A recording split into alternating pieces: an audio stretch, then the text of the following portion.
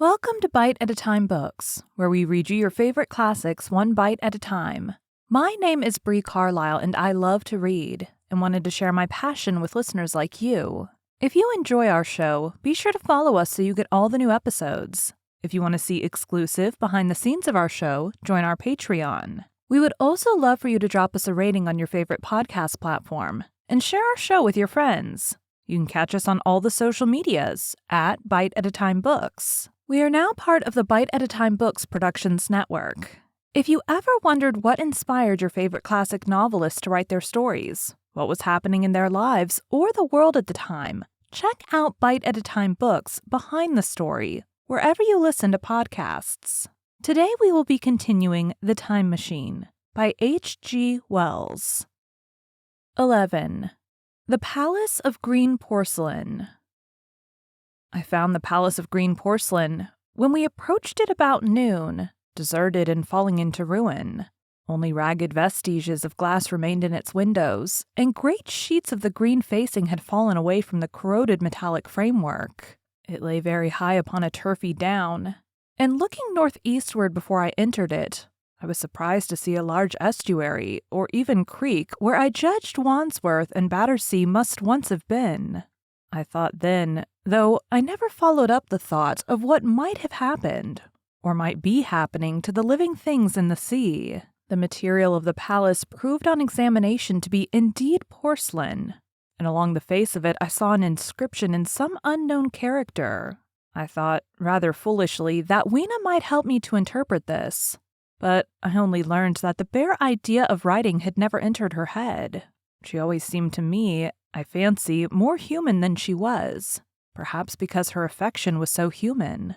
Within the big valves of the door, which were open and broken, we found, instead of the customary hall, a long gallery lit by many side windows. At first glance, I was reminded of a museum. The tiled floor was thick with dust, and a remarkable array of miscellaneous objects was shrouded in the same gray covering. Then I perceived, standing strange and gaunt in the center of the hall, what was clearly the lower part of a huge skeleton. I recognized by the oblique feet that it was some extinct creature after the fashion of the megatherium. The skull and the upper bones lay beside it in the thick dust, all in one place, where rainwater had dropped through a leak in the roof. The thing itself had been worn away. Further in the gallery was the huge skeleton barrel of a brontosaurus. My museum hypothesis was confirmed. Going towards the side, I found what appeared to be sloping shelves, and clearing away the thick dust, I found the old familiar glass cases of our own time, but they must have been airtight to judge from the fair preservation of some of their contents. Clearly we stood among the ruins of some latter-day South Kensington. Here, apparently, was the paleontological section, and a very splendid array of fossils it must have been, though the inevitable process of decay that had been staved off for a time, and had, through the extinction of bacteria and fungi, lost 99/100ths of its force, was nevertheless with extreme sureness, if with extreme slowness, at work again upon all its treasures. Here and there I found traces of the little people in the shape of rare fossils broken to pieces, or threaded in strings upon reeds. And the cases had in some instances been bodily removed, by the Morlocks as I judged. The place was very silent. The thick dust deadened our footsteps. Weena, who had been rolling a sea urchin down the sloping glass of a case, presently came, as I stared about me, and very quietly took my hand and stood beside me. And at first I was so much surprised by this ancient monument of an intellectual age that I gave no thought to the possibilities it presented. Even my preoccupation about the time machine receded a little from my mind. To judge from the size of this place, this palace of green porcelain had a great deal more in it than a gallery of paleontology, possibly historical galleries. It might be even a library. To me, at least in my present circumstances, these would be vastly more interesting than this spectacle of old-time geology and decay. Exploring, I found another short gallery running transversely to the first. This appeared to be devoted to minerals, and the sight of a block of sulfur set my mind running on gunpowder. But I could find no saltpeter. Indeed, no nitrates of any kind. Doubtless they had been delinquesced ages ago. Yet the sulfur hung in my mind, and set up a train of thinking. As for the rest of the contents of that gallery, though on the whole they were best preserved of all I saw, I had little interest. I am no specialist in mineralogy, and I went on down a very ruinous aisle running parallel to the first hall I had entered. Apparently this section had been devoted to natural history, but everything had long since passed out of recognition. A few shriveled and blackened vestiges of what had once been stuffed animals, desiccated mummies and jars that had once held spirit, a brown dust of departed plants, that was all. I was sorry for that, because I should have been glad to trace the patient readjustments by which the conquest of animated nature had been attained. Then we came to a gallery of simply colossal proportions, but singularly ill-lit, the floor of it running downward at a slight angle from the end at which I entered. At intervals, white globes hung from the ceiling, many of them cracked and smashed, which suggested that originally the place had been artificially lit. Here I was more in my element, for rising on either side of me were the huge bulks of big machines, all greatly corroded and many broken down, but some still fairly complete. You know I have a certain weakness for mechanism, and I was inclined to linger among these. The more so as for the most part they had the interest of puzzles, and I could make only the vaguest guesses at what they were for. I fancied that if I could solve their puzzles, I should find myself in possession of powers that might be of use against the Morlocks. Suddenly, Weena came very close to my side. So suddenly that she startled me. Had it not been for her, I do not think I should have noticed that the floor of the gallery sloped at all. Footnote: it may be, of course, that the floor did not slope, but that the museum was built into the side of a hill. E.d. The end I had come in at was quite above ground, and was lit by rare slit-like windows.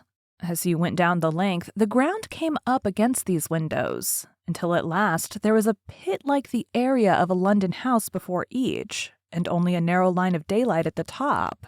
I went slowly along, puzzling about the machines, and had been too intent upon them to notice the gradual diminution of the light, until Weena's increasing apprehensions drew my attention. Then I saw the gallery ran down at last into a thick darkness. I hesitated. And then, as I looked round me, I saw that the dust was less abundant and its surface less even. Further away towards the dimness, it appeared to be broken by a number of small narrow footprints. My sense of the immediate presence of the Morlocks revived at that. I felt that I was wasting my time in the academic examination of machinery. I called to mind that it was already far advanced in the afternoon and that I had still no weapon, no refuge, and no means of making a fire. And then, down in the remote blackness of the gallery, I heard a peculiar pattering, and the same odd noises I had heard down the well. I took Weena's hand. Then, struck with a sudden idea, I left her and turned to a machine from which projected a lever, not unlike those in a signal box. Clambering upon the stand and grasping this lever in my hands, I put all my weight upon it sideways. Suddenly, Weena, deserted in the central aisle, began to whimper. I had judged the strength of the lever pretty correctly, for it snapped after a minute's strain, and I rejoined her with a mace in my hand, more than sufficient, I judged, for any Morlock skull I might encounter, and I longed very much to kill a Morlock or so. Very inhuman, you may think, to want to go killing one's own descendants, but it was impossible, somehow, to feel any humanity in the things. Only my disinclination to leave Weena, and a persuasion that if I began to slake my thirst for murder, my time machine might suffer, restrained me from going straight down the gallery and killing the brutes I heard. Well, mace in one hand and Weena in the other, I went out of that gallery and into another and still larger one, which at the first glance reminded me of a military chapel hung with tattered flags. The brown and charred rags that hung from the sides of it I presently recognized as the decaying vestiges of books. They had long since dropped to pieces, and every semblance of print had left them. But here and there were warped boards and cracked metallic clasps that told the tale well enough. Had I been a literary man, I might, perhaps, have moralized upon the futility of all ambition. But as it was, the thing that struck me with keenest force was the enormous waste of labor to which this somber wilderness of rotting paper testified.